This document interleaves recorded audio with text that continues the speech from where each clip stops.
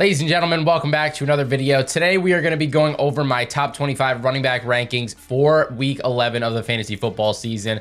Now, if you guys are new to the channel, first off, please hit that subscribe button. We're on the road to 200 subs, and also drop a like on this video. It really helped me out. If you have any comments, questions, concerns, leave them down in the comment section. First off, on bye this week, we have the Buccaneers, the Jaguars, Dolphins, and Seahawks. So none of these players will be on this list.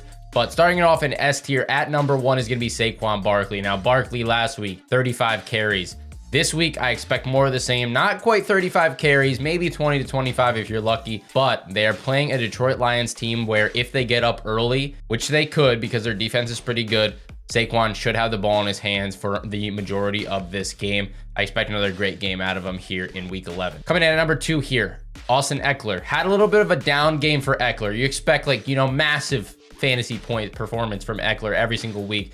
Last week, he was under 20. Oh my God, might as well drop him at this point. No, he's gonna have another good game against Kansas City here. This should be a shootout and a close game at that. Eckler will be targeted out of the backfield like usual. I like to play here. Last but not least, in this tier, we have Derrick Henry. I expect a bounce back game here. He's playing against the Green Bay Packers on Thursday night. We said last week that he might struggle against Denver, and he did. This was like the worst game of the year for him, which isn't really surprising. I knew it was going to be a low scoring affair. I expect this one to also be pretty low scoring, if I'm going to be totally honest with you, but Derrick Henry has to have a better game than last week.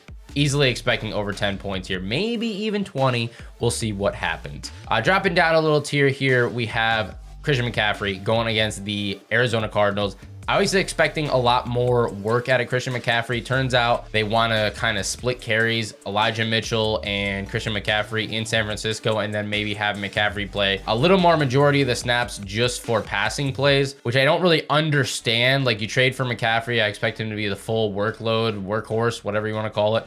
But I understand because they are saving him for the playoffs. That would be the only reason that they're doing this, and I think that is why they're doing this.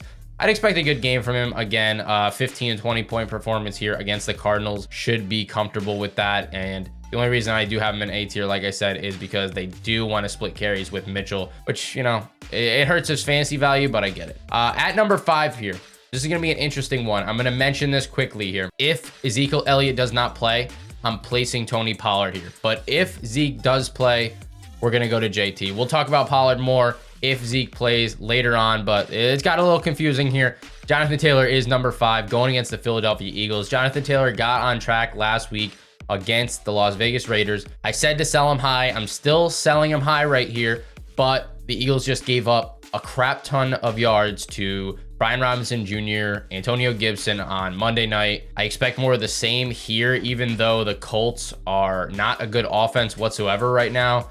Jonathan Taylor should still have a pretty good game, so that's why I have him at number 5. Coming in at number 6, we have Nick Chubb going against the Buffalo Bills. And I'm not going to lie, Dalvin Cook got a lot of points against the Bills last week. I think more of the same could happen here with Chubb in the number 1 rushing offense in the NFL. Chubb doesn't get the catches, but I expect a good game out of him here against Buffalo. Coming in at number 7, Alvin Kamara, Mr. Inconsistent for me over here. I have him in a bunch of leagues. What are we doing, Kamara? I expect him to get back on track this week against a struggling Rams defense that will be on the field for 99% of this game. The Rams can't move the ball on offense, so that only leaves one thing to happen, that their defense will be on the field for the majority. I expect the Saints to be winning this game and Kamara to get a lot of work. Hopefully a couple touchdowns for us Kamara owners in this one. Coming in at number 8, Joe Mixon against the Pittsburgh Steelers. You're going to say, whoa, Joe Mixon under Kamara. I know it's a bold choice. It's a bold choice. After that massive 55-point game from Joe Mixon, we got to cool off a little bit. This is a divisional matchup. I don't think it's going to be nearly as high scoring. I don't think the Bengals are going to just, destroy the Steelers. I think it's going to be close. I'd expect conservative performance out of Joe Mixon in this one. I would still be playing him if you have him, but I'm not expecting, another 40 points. If he does, you got to watch out for Joe Mixon if he puts up another 40-point performance. Coming in at number 9, we have Aaron Jones against the Tennessee Titans. Aaron Jones has looked far better than A.J. Dillon in this offense. That win against Dallas could catapult them, maybe give them some momentum, which you would hope if you do own Aaron Jones or any of the Packers wide receivers or Aaron Rodgers, any of those people. And I'd expect around 15 to 18 carries for Aaron Jones in this matchup. especially if they're winning this game. And he's got that pass catching potential out of the backfield, which you always love to see. Now, dropping down another tier, we have Josh Jacobs in a very tough matchup against Denver. You might be a little shocked that I'm putting Jacobs this low, but it is because of the matchup. You just saw what Denver did to Derrick Henry, one of the best rushers in the NFL. Jacobs does get more catches out of the backfield, which kind of, raises his potential a little bit more than a struggling Derrick Henry last week. Still expect him to struggle in this one. I expect it to be low scoring, so not too confident about Jacob. I just don't like the matchup. That's why he's down this low. Coming in at number 11, we have Dameon Pierce going against the Washington Commanders, and the Commanders just played a great game on Monday night against the Eagles, especially on the ground. I expect more of the same in this one. Pierce might struggle. If he does struggle once again, buy low on this guy. He's going to be good in the upcoming weeks.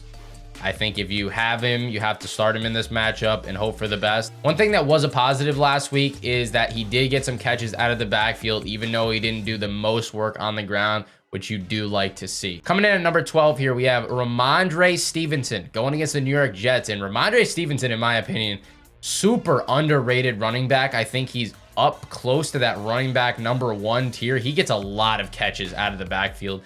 Way better than Damian Harris, in my opinion. If Damian Harris does play, I'm still not too worried about it. To be completely honest, I think this is Stevenson's backfield, and I think it will be for the rest of the season here. Jets are not an amazing matchup for him, but does get a lot of pass catching volume out of the backfield, so I'm not too worried about it. Coming in at number 13 here, you might be shocked at this one here.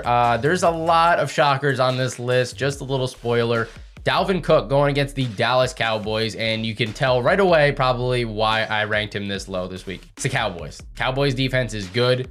They gave up a lot of points to Aaron Jones. I don't expect that to happen in this one. I would expect around 10 to 12 points from Dalvin Cook. Maybe if he gets involved in the passing game, there's a little more upside, but I think they're going to struggle in this one, to be totally honest with you. Coming in at number 14, this is Tony Pollard's real ranking, so we're going to put him right here against the Minnesota Vikings if Zeke plays. Like I said, if Zeke does not play, Tony Pollard, top 5 running back on my list.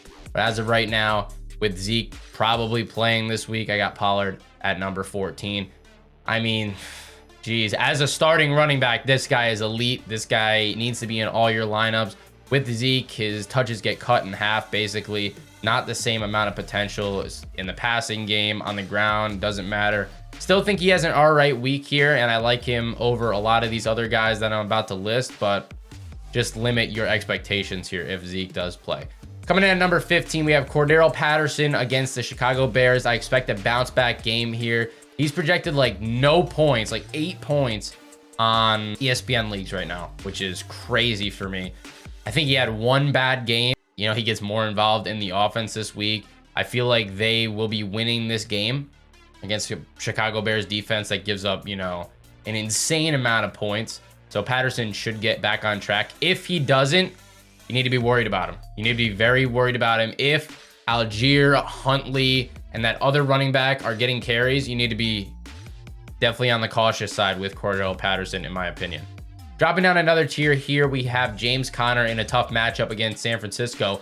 But Eno Benjamin just got cut for whatever reason. I don't know what was going on there. I thought he was playing pretty good when James Conner was out. Since he got cut, Conner's going to get like 99% of the snaps, which is a good sign if you are a James Conner fanatic owner in fantasy, but I don't like the matchup. So that's why I have him ranked this low.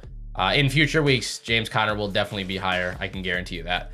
Coming in at number 17, we have Michael Carter going against the New England Patriots. Michael Carter is really useful in the passing game. That's why I like him in this matchup. I don't love him going against the Patriots per se, but I do like him in this matchup. He's going to be splitting carries with James Robinson, I would assume.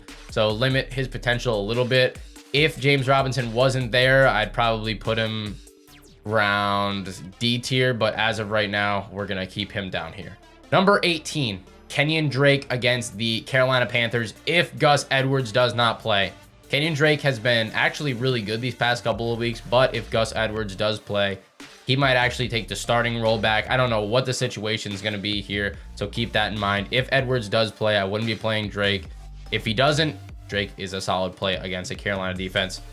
Gave up 5 touchdowns to Joe Mixon, so what are you going to do about that? Coming in at number 19, we have Devin Singletary against the Cleveland Browns here. Browns defense is not good. Devin Singletary actually scored 2 touchdowns, looked very good last week.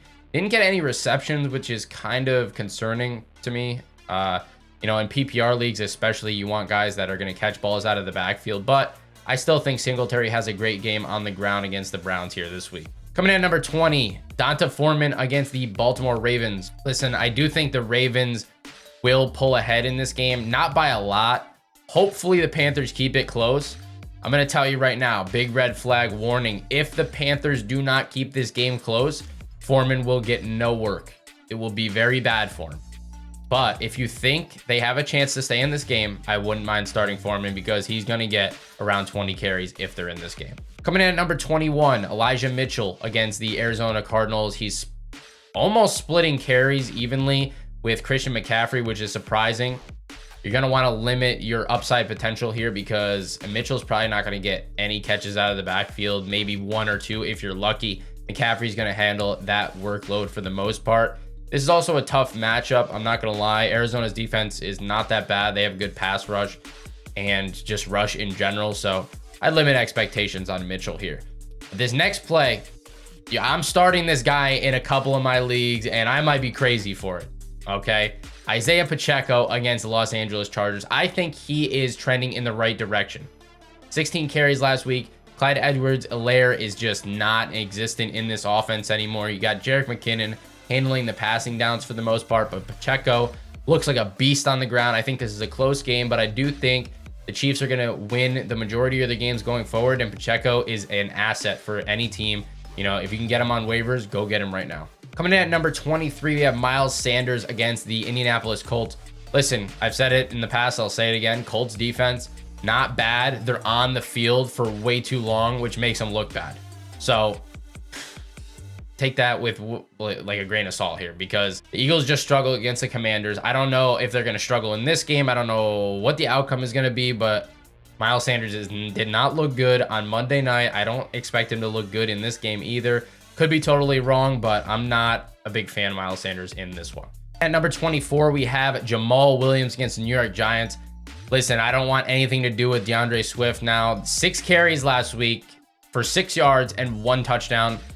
That's not like that cannot keep happening. He's just getting so lucky getting into the end zone and saving his weeks. Jamal Williams is the much better running back in Detroit. And I know a lot of people are going to say, dude, I drafted Swift really early, like way above Jamal Williams, obviously. But what are you going to do here, man? It's just not looking good for Swift at the moment. And in a tough matchup against the Giants, don't love him right here.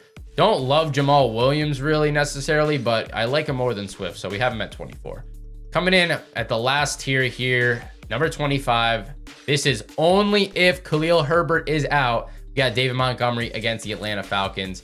Justin Fields wants to run the ball 15 times in this backfield every single game, so you got to really cap your potential for David Montgomery or Khalil Herbert, but if Herbert does not play, Monty will get about 10 to 15 carries, in my opinion, against a Falcons defense that is not good.